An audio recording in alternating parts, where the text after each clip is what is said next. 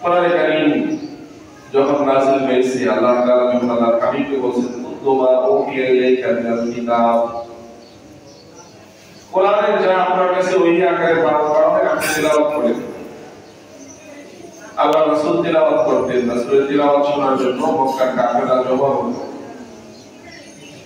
কাফেররা একে একে আল্লাহর রাসূলের তিলাওয়াত শুনি কালেমা পড়ে মুসলমান হতো। মক্কার মুশরিকরা আল্লাহ রাসূলের কোরআনে কারীমের তিলাওয়াত থেকে মানুষকে বারণ করত। এমনকি এক পর্যায়ে আল্লাহ রাসূলের কোরআন থেকে মানুষকে ফেরানোর জন্য তারা গান বাজতে আয়োজন করত। নজর ইবনে হারিস সূরা লুকমানের মধ্যে এই সম্পর্কে আয়াত আসছে এবং শানে নুজুল আসছে।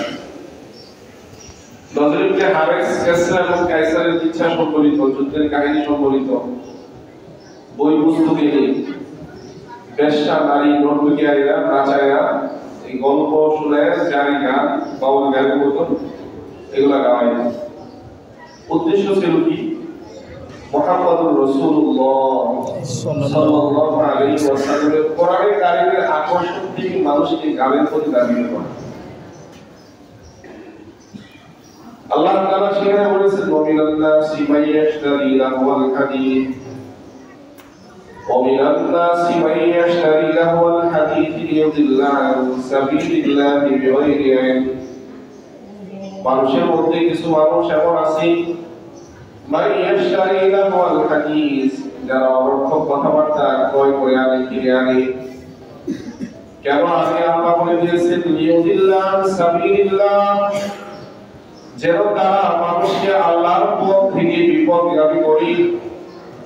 বিগয়রি ইলম ছাড়া তাদের কাছে এবারে জ্ঞান নেই, বিদ্যা নেই। তাহলে নজর ইবনে হারিস কিসরা কায়সার যুদ্ধ এবং ইচ্ছার কাহিনীর বই এনে নর্তকী এনে গান বাদ্যর আয়োজন করে মুহাম্মদুর রাসূলুল্লাহ কোরআনে কারীম থেকে মানুষকে ফেরানোর চেষ্টা করত। এমনকি পয়গম্বর আরবীর কোরআনে কারীম থেকে মানুষকে ফেরানোর জন্য আবু জাহল পয়গম্বরকে হত্যা করার ষড়যন্ত্র পর্যন্ত করেছে। তাহলে বোঝা গেল গান বাদ্যের আয়োজন, ঢোল তবলার আয়োজন, নর্তকীর আয়োজন, বাউল আয়োজন এগুলো মূলত কোরআন থেকে দিন থেকে মানুষকে দূরে সরানোর আয়োজন। এই জন্য আপনাদেরকে সতর্ক করা, এই পরামর্শ, এই বুদ্ধি, এই আয়োজন শয়তানের পরামর্শ হয়। শয়তান যেমন নূহ আলাইহিস সালাতু ওয়াস সালামের অনুসারীদেরকে ওই পাঁচ বুজুর্গের ব্যাপারে ধোঁকা দিচ্ছে যে তাদের কবরের সামনে যে আল্লাহর কাছে প্রার্থনা করে। পরবর্তী প্রজন্মকে বলছে তোমরা তো আর এই বুজুর্গদেরকে দেখোই নাই, বরং তাদের সাক্ষাৎও পাওনি, তোমরা এক কাজ করো তাদের প্রতিকৃতি বানায় এরপরে তোমরা তাদেরকে সামনে রাখো। এভাবে মূলত শিরকের সূচনা মানুষের মধ্যে আসছে। আর এখন শয়তান বর্তমান জমানার মাজার পূজারী, কবর পূজারী পুরুষ যারা করে তাদেরকে বলে যায় তোরা তো গুনাহের কাজ বেশি করছ, আল্লাহ নাফরমানি হয়ে যায়, নামাজ ঠিকভাবে পড়তে পারছ না, রোজা রাখতে পারছ না, এক কাজ কর আল্লাহর ওলি বুজুর্গ যারা জমিনে ছিল তাদের দরগাহে, তাদের মাজারে তারা কিছু কর তো সহজে পার পেয়ে যাবে। এই জন্য দেখবেন মাজার পূজারীরা মনে করি তাদের দেখবেন গোসল ঠিক পাবেনি, জটলা চুল, এলোমেলো পোশাক, নামাজের ধার ধারে না, বছরে একবার অনুষ্ঠানী আয়োজন করে। তো তারা মনে করে বলি আল্লাহর কবরে মাজারে এইসব আয়োজন করলে তার উসিলায় তারা পার পেয়ে যাবে। এই ধারণা তাদেরকে শয়তান দিয়েছে।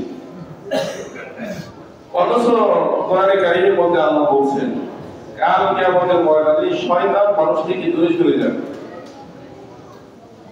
সূরা ইব্রাহিমের মধ্যে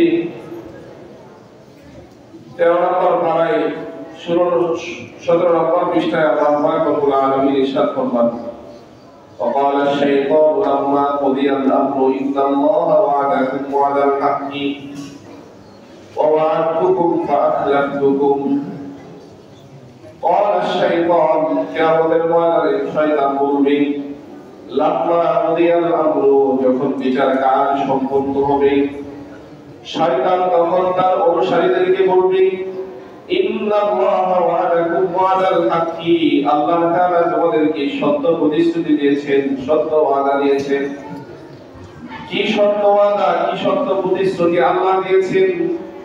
আল্লাহ বলেছেন, যদি আমার ফরমাবরদারি করো, আমার হুকুম মানো, তাহলে জান্নাতে যাবে, আমার নাফরমানি করলে জাহান্নামে যাবে। বিচারের ফয়সালায় যখন আল্লাহ জান্নাত জাহান্নামীদেরকে বিভক্ত করবেন, আল্লাহ বলবেন, ওয়ামতাজুল ইয়াওমা আইয়ুহাল মুজরিমুন, ওয়ামতাজুল ইয়াওমা আইয়ুহাল মুজরিমুন, আর পাপিষ্ঠরা, অপরাধীরা পৃথক হয়ে যাও। নেককার আর পাপিষ্ঠরা বিচারের ফয়সালার উপর পৃথক হয়ে যাবে।